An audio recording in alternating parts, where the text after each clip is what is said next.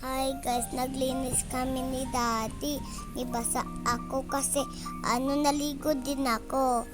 Pero sobrang lamig-lamig humangin. Tapos nagkukuskus ako. Tapos naglilinis kami ni Daddyng motor. At nagkuskus kami sa babaan. Tapos sobrang dirty yun. Ako naglinis din. Kulay white ang gamit-gamit kong panglinis. Doon muna ako sa taas bago sa baba.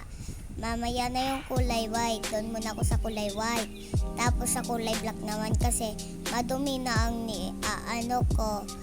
ang nililinis. Hindi na sa kulay white, kulay black na lang. Kaya nabasa ako si Daddy kasi nababasa pa ako eh. Ayun lang. Pero sobrang lamig na lamig ako. Tingnan mo, basa ang buhok ko. Si Daddy kasi.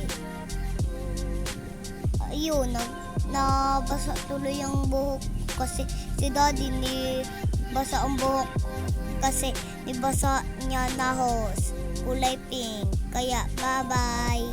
Ay hindi pa tapos itatawag namin si Kuya Nunoy ko. Ako nag-open na hose kasi aanuhin ko na babasain ang nikuskus ko kanina. Tapos nabasa pa ako si Daddy. Ang kulit kasi. O paano matatapos na yung video. Bye bye.